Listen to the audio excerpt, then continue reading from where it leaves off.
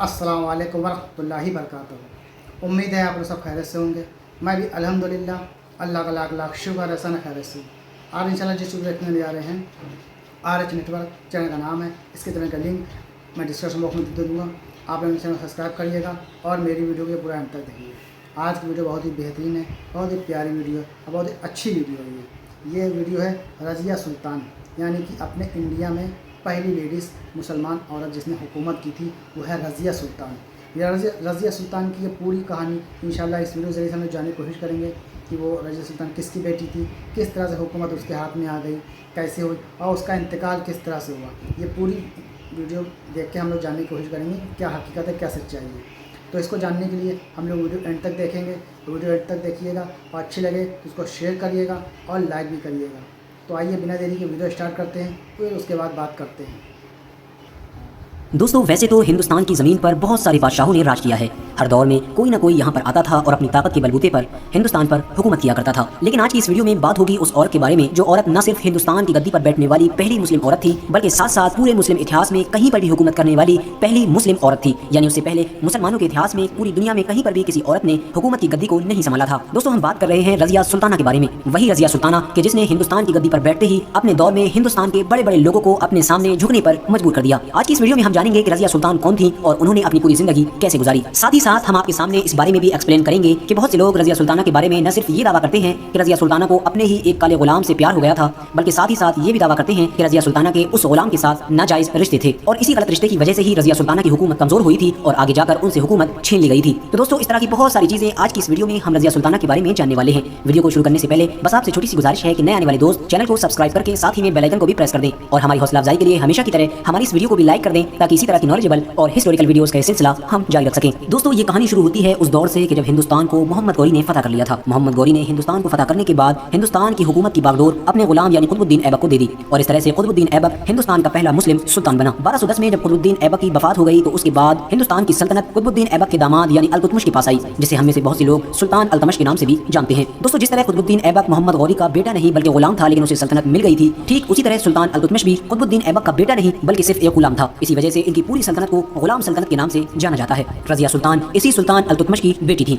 हैरत की बात यह है कि सुल्तान अल-तुतमिश के रज़िया सुल्तान के अलावा 11 बेटे भी थे, लेकिन सुल्तान को सबसे ज्यादा इत्मीनान और सबसे ज्यादा भरोसा रज़िया सुल्ताना पर ही था। सुल्तान हर जगह पर हर मामले में अपने लड़कों से ज्यादा अपनी बेटी रज़िया सुल्ताना को ही बढ़ावा दिया करता था और सुल्तान की ये आदत उसके 11 बेटे को बड़ी बुरी लगा करती थी। वो सोचते थे कि आखिर हमारी बहन तो एक लड़की है, उसके बावजूद भी सुल्तान हम जैसे बहादुरों को छोड़कर एक लड़की को इतनी तरजीह क्यों देता है। लेकिन दोस्तों, हकीकत भी यही थी कि रज़िया सुल्ताना अपने 11 भाइयों से जरा बराबर भी कम नहीं थी। वो उनसे होशियारी में तो कहीं आगे थी ही, साथ ही साथ वो उनसे बहादुरी में भी आगे थी। रज़िया सुल्ताना ने बचपन से ही घुड़सवारी, तीरंदाजी, तलवारबाजी जैसी चीजें बहुत अच्छी तरह से सीख ली थी और वो इनमें अच्छी महारत रखा करती थी। सुल्तान अल-तुतमिश को कहीं भी जाना होता था तो वो पूरी हुकूमत की बागडोर रज़िया सुल्ताना के हाथ में ही छोड़कर जाया करता था और सुल्तान की गैर मौजूदगी में पूरी सल्तनत के सिस्टम को रज़िया सुल्ताना ही संभाला करती थी। दोस्तों, सुल्तान को अपनी बेटी रज़िया पर इतना ज्यादा भरोसा हो गया था कि उसने अपनी बेटी को ही अपना जानशीन बना दिया, यानी ये फैसला कर दिया कि मेरे मरने के बाद इस सल्तनत का अगला सुल्तान जो होगा वो रज़िया सुल्तान ही होगी। लेकिन दोस्तों, सुल्तान अल-तुतमिश के इस फैसले से दरबारी लोग खिलाफ हो गए। उन लोगों ने ये आवाज उठाना शुरू कर दी कि आखिर सुल्तान अपने 11 बेटों के होते हुए अपनी बेटी को बढ़ावा कैसे दे सकता है और हम तुर्की के रहने वाले लोग एक औरत की हुकूमत कैसे बर्दाश्त कर सकते हैं। वहीं दूसरी तरफ सुल्तान अल-तुतमिश की एक बीबी शाह तुर्कान जो कि रज़िया सुल्ताना की सौतेली मां थी, वो अपने बेटे रुकनुद्दीन को अगला शहंशाह बनाने के लिए अंदरूनी तौर पर बगावत कर रही थी। लिहाजा सुल्तान अल-तुतमिश ने दरबारियों की मुखालिफत और अपनी बीवी के दबाव में आकर अपना ये फैसला बदल लिया और उसने रज़िया सुल्ताना की जगह अपने बेटे रुकनुद्दीन को अपना खलीफा बनाया। जब सुल्तान अल-तुतमिश की वफात हो गई तो उसके बाद सुल्तान के फैसले के मुताबिक दिल्ली सल्तनत का अगला बादशाह रुकनुद्दीन बना दिया गया। लेकिन दोस्तों, रुकनुद्दीन एक अय्याश किस्म का इंसान था। वो दिल्ली के तख्त पर तो जरूर बैठा, लेकिन नाम के लिए बैठा था। दिल्ली की पूरी सल्तनत उसकी मां यानी तुर्कान शाह चलाया करती थी। जहां एक तरफ रुकनुद्दीन अपना पूरा दिन अय्याशी में गुजारा करता था, वहीं उसकी मां यानी तुर्कान शाह लोगों पर जुल्म सितम किया करती थी। उसने महल में मौजूद अपने दुश्मनों को चुन चुन कर कत्ल करवा दिया, यहाँ तक कि बादशाह अल-तुतमिश की कई दूसरी बीवियों को भी कत्ल करवा दिया। उसने सुल्तान अल-तुतमिश के दूसरे बेटे यानी रुकनुद्दीन के जो सौतेले भाई थे उन तमाम को भी परेशान करना शुरू कर दिया ताकि कोई भी मेरे सगे बेटे रुकनुद्दीन की सल्तनत को चैलेंज न कर सके। दोस्तों, अब वो दरबारी लोग जो रज़िया सुल्ताना की सल्तनत को एक औरत होने की वजह से कबूल नहीं करना चाहते थे, अब उनको तुर्कान शाह की शक्ल में औरत की ही हुकूमत को बर्दाश्त करना पड़ रहा था। जैसे जैसे दिल्ली के सुल्तान रुकनुद्दीन की अय्याशियां बढ़ती जा रही थी, वैसे वैसे उसकी मां के लोगों पर जुल्म सितम भी बढ़ते जा रहे थे। आखिरकार एक दिन दिल्ली के अय्याश सुल्तान यानी रुकनुद्दीन और उसकी जालिम मां यानी तुर्कान शाह के खिलाफ बगावत हो गई। ये बगावत इतनी खतरनाक थी कि खुद रुकनुद्दीन के बड़े बड़े वजीर उसके खिलाफ हो गए थे और वो बागियों के ग्रुप में जाकर मिल गए थे। रुकनुद्दीन एक फौज लेकर बागियों को कुचलने के इरादे से निकला, लेकिन रुकनुद्दीन को शिकस्त हुई। हार के साथ ही रुकनुद्दीन को गिरफ्तार कर लिया गया और जेल में डाल दिया गया। वो लोग जो किसी दौर में रज़िया सुल्ताना के हुक्मरान बनने की मुखालिफत किया करते थे, अब शर्मिंदा थे।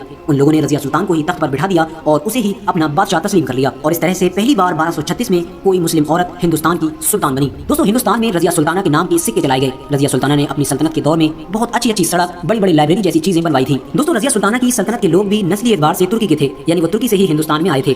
इस वजह से रजिया सुल्ताना को ये यकीन था कि तुर्की के लोग कभी भी एक औरत की सल्तनत को कबूल नहीं करेंगे। इसलिए उसने तख्त पर बैठते ही मर्दों की तरह लिबास पहनना शुरू कर दिया था। वो हर काम मर्दों की तरह करती थी, मर्दों की तरह लड़ा करती थी और मर्दों की तरह ही वो अपनी फौज को खुद लीड किया करती थी। लेकिन दोस्तों, तमाम कोशिशों के बावजूद आखिरकार वही हुआ जिसका रजिया सुल्ताना को पहले से ही डर था, यानी रजिया सुल्ताना के औरत होने की वजह से सल्तनत में फिर से बगावत हो गई। सारे बागियों ने मिलकर रजिया सुल्ताना के खिलाफ एक बहुत बड़ी फौज तैयार कर ली ताकि रजिया सुल्ताना को तख्त से हटाया जा सके। और इन तमाम बागियों का जो लीडर था वो रजिया सुल्ताना से पहले दिल्ली के तख्त पर बैठने वाले अय्याश रुकनुद्दीन बादशाह का करीबी वजीर था। लेकिन दोस्तों, रजिया सुल्ताना बहादुर होने के साथ साथ बहुत ज्यादा होशियार भी थी। उसने अपने बागियों से मुकाबला करने की बजाय दिमाग से काम लिया। उसने अपने बागियों में फूट डालने की कोशिश की और रजिया सुल्ताना का ये प्लान बड़ा कामयाब हुआ। बागियों की तमाम फौज आपस ही में लड़ लड़कर अलग हो गई और उनके छोटे छोटे ग्रुप अपनी अपनी फौज लेकर अलग अलग चले गए। रजिया सुल्ताना ने जब देखा कि इन लोगों की एकता टूट चुकी है तो रजिया सुल्ताना ने एक एक करके हर लश्कर का पीछा करके सारे बागियों को कत्ल करवा दिया। इस तरह से रजिया सुल्ताना ने अपने खिलाफ होने वाली एक बहुत बड़ी बगावत को कुचल डाला था। रजिया सुल्ताना ने जब इस बगावत को कुचल डाला तो लोगों के दिलों में रजिया सुल्ताना का डर और इज्जत और ज्यादा बढ़ गई थी। दोस्तों, वक्ती तौर पर भले ही रजिया सुल्ताना ने सारी बगावतों को कुचल दिया था, लेकिन अभी भी बहुत से लोग ऐसे महल में मौजूद थे जो रजिया सुल्ताना से नफरत करते थे और वो सिर्फ एक मौके की तलाश में थे। आखिरकार उन्हें मौका मिल भी गया। दोस्तों, रजिया सुल्ताना के महल में एक हबशी गुलाम था। इस काले गुलाम का नाम याकूत था। कहा जाता है कि रजिया सुल्तान इस पर बहुत ज्यादा मेहरबान हो गई थी। पहले ये काला गुलाम उसके महल में घोड़ों के अस्तबल का दरोगा हुआ करता था, लेकिन अचानक से रजिया ने इसको अमीर का ओहदा दे दिया और फिर कुछ अरसे बाद ही उस काले गुलाम को अमीर से अमीरों का अमीर बना दिया, यानी जो अमीर हुआ करते थे उन सब का अमीर बना दिया। ये एक ऐसी पोजीशन हुआ करती थी जो महल में सबसे बड़ी पोजीशन कहलाती थी। ये पोजीशन उस दौर के बड़े तुर्कों को ही दी जाती थी। लेकिन जब रजिया सुल्ताना ने एक काले हबशी गुलाम को इस पोजीशन पर बिठाया तो महल में मौजूद तमाम बड़े तुर्क लोग रजिया सुल्ताना की मुखालिफत में खड़े हो गए और उन्होंने कहा कि रजिया सुल्ताना ने एक हबशी गुलाम को ये पोजीशन देकर तमाम तुर्कों की मजाक उड़ाई है। दोस्तों, बात अभी यहीं पर खत्म नहीं हुई, बल्कि लोगों ने धीरे धीरे ये दावा करना भी शुरू कर दिया कि रजिया सुल्ताना के उस काले गुलाम के साथ नाजायज रिश्ते कायम हैं। लोगों ने रजिया सुल्ताना के ऊपर बदचलनी का इल्जाम लगाना शुरू कर दिया था। ऐसे हालात में रजिया सुल्ताना को चाहिए था कि वो अपने दरबारियों की मुखालिफत को मद्देनजर रखते हुए अपनी पुरानी गलतियों में सुधार करती, लेकिन उसने इन तमाम चीजों के उलट और ज्यादा गलती करना शुरू कर दी। उसने उस काले गुलाम को अमीरों के अमीर की पोजीशन से और ऊपर उठाकर अपना खास बॉडीगार्ड बना लिया। जैसे ही वो काला गुलाम रजिया सुल्ताना का बॉडीगार्ड बनाया गया, उसके बाद तो वो रजिया सुल्ताना के साथ हमेशा रहने लगा। यहाँ तक कि रजिया सुल्ताना अपनी सल्तनत के मामले में भी उससे बड़े बड़े मशवरे लिया करती थी। वो काला गुलाम एक पल भी रजिया सुल्ताना से अलग नहीं रहा करता था। रजिया सुल्ताना के इस कारनामे से दरबार में मौजूद तुर्की लोग उससे और ज्यादा मुखालिफ हो गए और वो लोग रजिया सुल्ताना के खिलाफ बगावत करने लगे। रजिया सुल्ताना के ऊपर बदचलनी यानी नाजायज रिश्तों का इल्जाम लगाने वाले लोगों में से जो सबसे आगे था वो था पंजाब का एक हुक्मरान जिसका नाम था मलिक अल्तोनिया। कहा जाता है कि मलिक अल्तोनिया रजिया सुल्ताना से शादी करना चाहता था, लेकिन रजिया सुल्ताना ने जब शादी से इनकार कर दिया तो उसने इसी वजह से नाराज होकर मौके को तलाश करना शुरू कर दिया। और जब रजिया सुल्ताना के ऊपर लोगों ने काले गुलाम के बारे में इल्जामात लगाना शुरू किए तो मलिक अल्तोनिया ने भी इसे मौका समझा और इल्जाम लगाने वाले लोगों में सबसे आगे आकर खड़ा हो गया। मलिक अल्तोनिया ने तो रजिया सुल्ताना के बारे में ये भी अफवाह उड़ाई कि रजिया सुल्ताना जब घोड़े पर सवार होती है तो उसका काला गुलाम ही उसे अपने हाथों से घोड़ी के ऊपर बिठाता है। रजिया सुल्ताना ने जब अपने ही पंजाब के गवर्नर यानी मलिक अल्तोनिया की यह हरकत देखी तो उसने उसे जवाब देने का इरादा किया।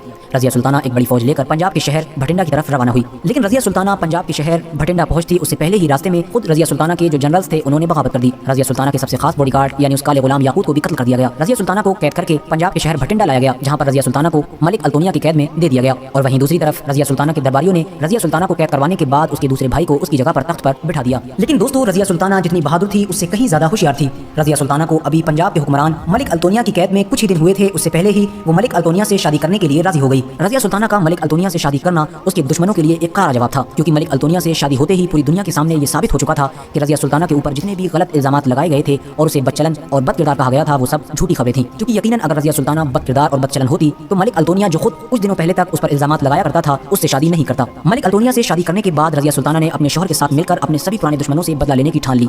मलिक अल्तोनिया और रजिया सुल्ताना ने भटिंडा रियासत में एक बड़ी फौज तैयार करना शुरू कर दी और आखिरकार रजिया सुल्ताना और उसका शौहर एक बड़ी फौज भटिंडा से लेकर अपना पुराना तख्त यानी दिल्ली को वापस लेने के लिए दिल्ली की तरफ निकल पड़े। रजिया सुल्ताना की अपने भाई यानी बहराम शाह के साथ बड़ी खतरनाक जंग हुई और इस बार रजिया सुल्ताना को शिकस्त हुई। रजिया सुल्ताना अपनी बची हुई फौज के साथ अपने शौहर की रियासत यानी भटिंडा को वापस आ गई। लेकिन दोस्तों, रजिया सुल्ताना ने अभी भी हार नहीं मानी थी। वो दोबारा फिर एक बड़ा लश्कर लेकर अपनी सल्तनत यानी दिल्ली को वापस हासिल करने के लिए अपने भाई के मुकाबले में फिर से निकल पड़ी और आखिरकार इस बार फिर से रजिया सुल्ताना को हार का सामना करना पड़ा। लेकिन इस बार रजिया सुल्ताना अपने शौहर की रियासत भटिंडा वापस नहीं हो सकी। उसके ज्यादातर सिपाही मैदान छोड़कर भाग चुके थे। रजिया सुल्ताना अकेली रह गई थी। रजिया सुल्ताना पूरे दिन भटकती रही। रजिया सुल्ताना का भूख की वजह से बुरा हाल हो चुका था, कहीं पर भी उसे कुछ भी खाने को नहीं मिल पा रहा था। आखिरकार थकी हारी रजिया सुल्ताना को जंगल में एक किसान मिला।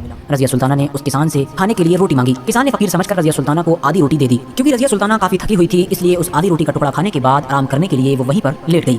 लेकिन थकावट की वजह से अचानक उसे नींद आ गई। कहा जाता है कि रजिया सुल्ताना ने फकीरों जैसे कपड़े पहनकर अपने शाही लिबास को छुपा रखा था, जिससे किसी भी इंसान को ये पता ना चल सके कि वो रजिया सुल्ताना है। लेकिन जब वो सोई तो उसके जो फकीर वाले कपड़े थे वो थोड़े से सरक गए, जिसकी वजह से उसके अंदर का शाही लिबास दिखने लगा। किसान की नजर जब रजिया सुल्ताना के शाही कपड़ों पर पड़ी तो वो हैरान रह गया, क्योंकि उसे उसके जिस्म पर सिर्फ सोना ही सोना नजर आ रहा था। किसान ने लालच में आकर रजिया सुल्ताना को कत्ल कर दिया और उसका सारा सोना लेकर भाग गया। कहा जाता है कि उस किसान ने रजिया सुल्ताना को कत्ल करने के बाद उसी खेत में दफना दिया था और इस तरह से अक्टूबर 1240 को भारत की इकलौती और मुस्लिम इतिहास की पहली औरत हुक्मरान का इंतकाल हुआ। हालांकि बाद में उस किसान को पकड़ लिया गया था और उसके जरिए से ही ये मालूम किया जा सका था कि रज़िया सुल्ताना की कब्र कहाँ पर है। दोस्तों, आज रज़िया सुल्ताना की कब्र दिल्ली शहर में मौजूद है। आज जो कुतुब मीनार हिंदुस्तान की शान कहलाती है, वो कुतुब मीनार रज़िया सुल्ताना के वालिद यानी अल-तुतमिश ने ही बनवाई थी। आप में से बहुत से लोग सोचते होंगे कि वो तो कुतुबुद्दीन ऐबक ने बनवाई थी। दोस्तों, शायद आप भी सही हैं, क्योंकि कुतुब मीनार की बुनियाद कुतुबुद्दीन ऐबक ने ही रखी थी, लेकिन बुनियाद रखते ही कुतुबुद्दीन ऐबक की वफात हो गई थी और फिर कुतुबुद्दीन ऐबक की वफात के बाद कुतुब मीनार को पूरा बनवाने का काम सुल्तान अल-तुतमिश ने ही किया था और उसी सुल्तान अल-तुतमिश की बेटी का नाम ही रज़िया सुल्ताना था। तो दोस्तों, आज की अपनी वीडियो का हम यहीं पर इख्तिताम करते हैं। वीडियो पसंद आने पर वीडियो को लाइक करें। तो दोस्तों, ये था हमारा रिएक्शन जो मैं देखा रज़िया सुल्तान जो अपने हिंदुस्तान की पहली लेडीज़ मलिका बनी, यानी कि उसने राज किया। किस तरह से उसकी वफ़ात हुई, किस तरह से क्या हुआ, पूरी सच्चाई पूरी हकीकत हमने इस वीडियो के ज़रिए से जाना है रज़िया सुल्तान के बारे में। तो उम्मीद है ये वीडियो आप लोग अच्छी ज़रूर लगी होगी। अच्छी लगी हो तो उसको शेयर करिएगा और लाइक करिएगा। फिर मिलेंगे इंशाल्लाह नेक्स्ट वीडियो में। तब तक लिए अस्सलाम वालेकुम व रहमतुल्लाहि व बरकातहू।